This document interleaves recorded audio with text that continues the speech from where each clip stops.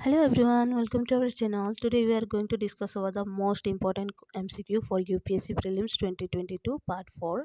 Already we discussed about the Part 1, 2 and 3. Now today we are going to discuss about the Part 4. Then let's start it. Then here today we are going to discuss about the 10 question with different subject.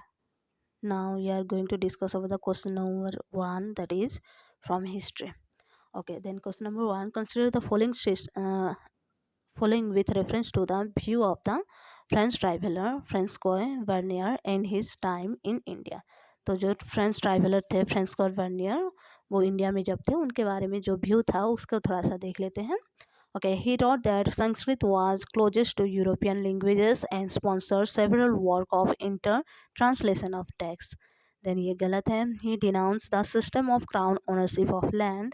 तो ये सही है, उसका view था। Then he was associated with the Mughal court as an economic and social advisor. तो वो यहाँ पे अपॉर्चुनिटी पाने के लिए आए थे क्योंकि वो डॉक्टर और एक पॉलिटिकल एडवाइज़र थे, फिलोसोफर थे, उसके लिए वो आए थे। इकोनॉमिक ये सब के लिए नहीं था। तो ये हम लोग का गलत है। तो हम लोग का 1 and 3 गलत है। सही आंसर हो जाता है ओनली 2 सी। ओके, देन यहाँ पे थोड़ा सा देख लेते हैं explanation. This was al Biruni's view who visited India much earlier. जो फर्स्ट वाला हम लोग का स्टेटमेंट में था वो अल बुरिनी का व्यू था, उनका व्यू नहीं था बेरनीर का।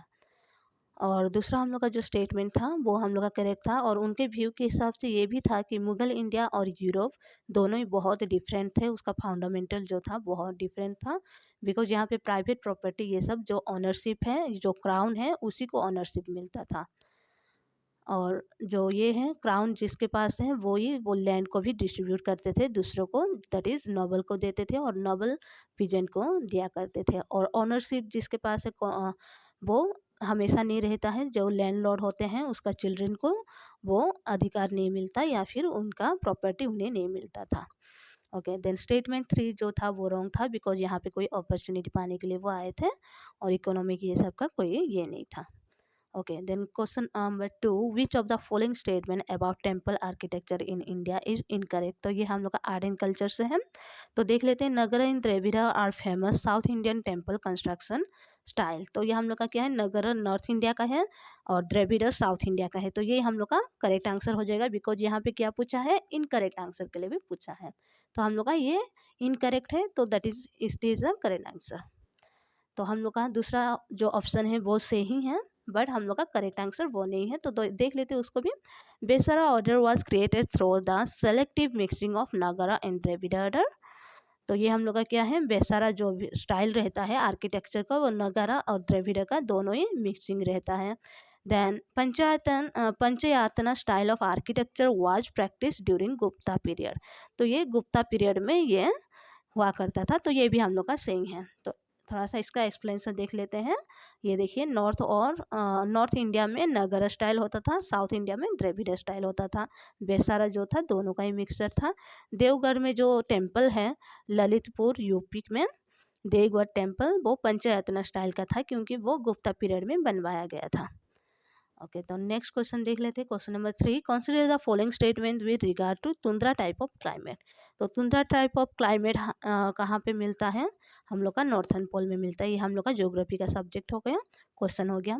It is found north of the arctic circle in the northern hemisphere. तो ये हम लोग का करेक्ट आंसर है। Rainfall is cyclonic and not conventional.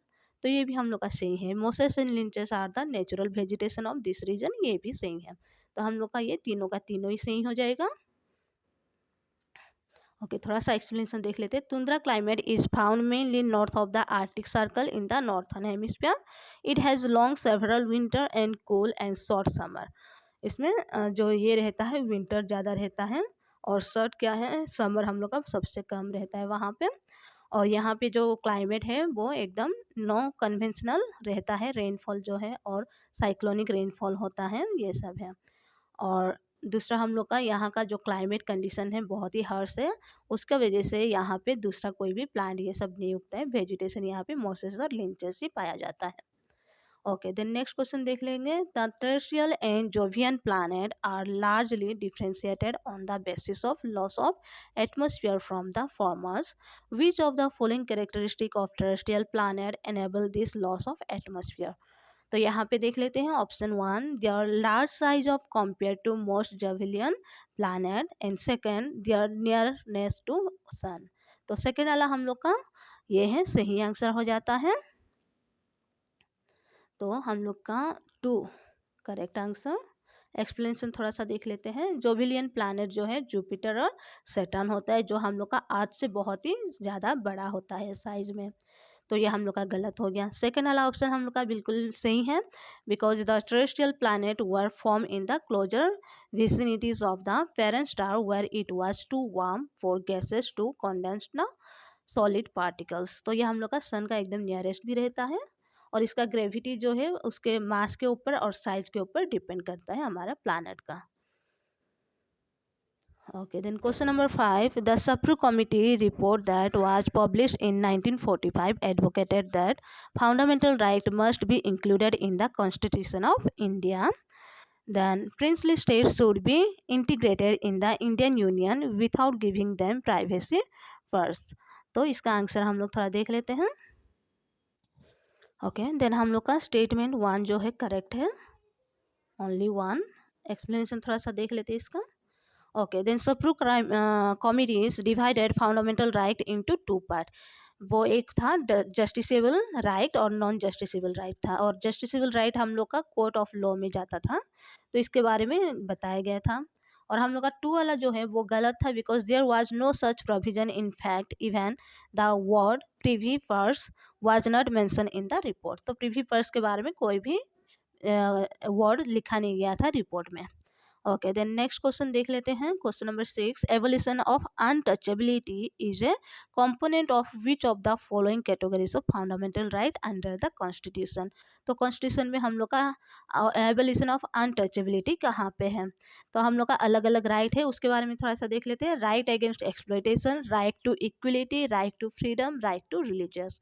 तो हम लोग का अनटचेबिलिटी था राइट टू इक्वलिटी में, तो ये हम लोग का करेक्ट आंसर हो जाएगा बी।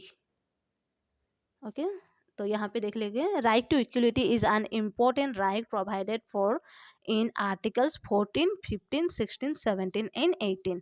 तो हम लोग का राइट टू इक्वलिटी 14 से लेके 18 तक दिया गया है कॉन्स्टिट्यूशन में।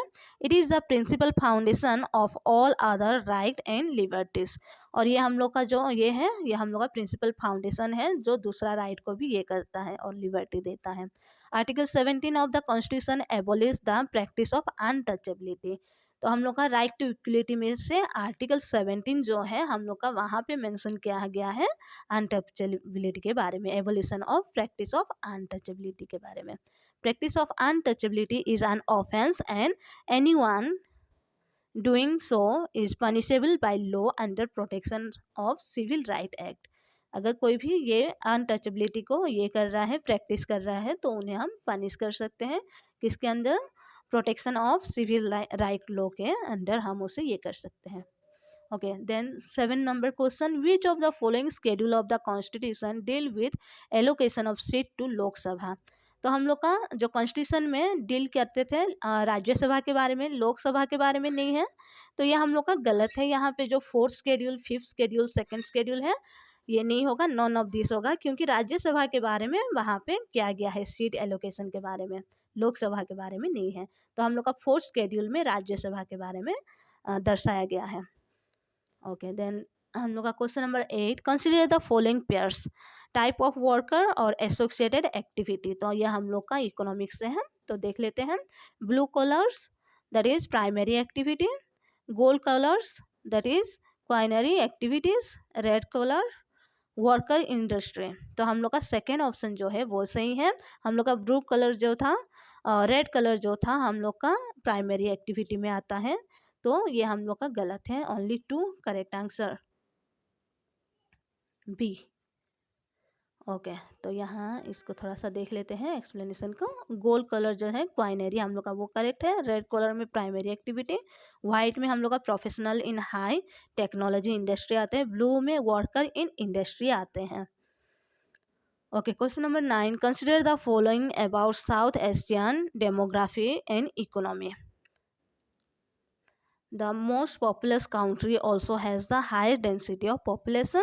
The country have the highest GDP per capita is also the most populous country. तो ये हम लोग का दोनों ही गलत हो जाएगा, neither one nor two.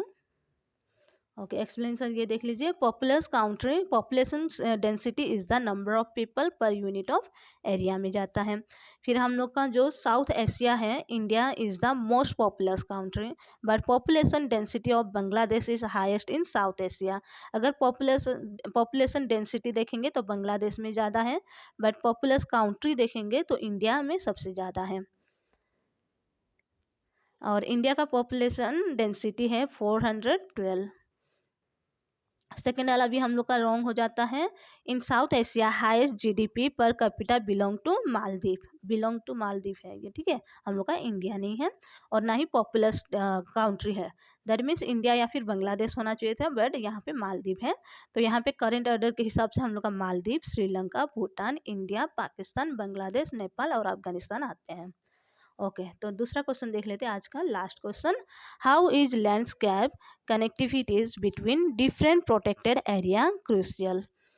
It helps ensure natural seasonal migration pattern of species. It increase the quality and diversity of available habitat that is crucial for species survival. तो हम लोग का ये कौन सा सही आंसर है वो देख लेते हैं. Okay, here both 1 and 2 correct answer. तो इसका ये देख लेते हैं explanation. Habitat fragmentation is one of the most commonly cited threats of species existence and an ensuing loss of biological diversity, making it perhaps the most important contemporary conservation issue.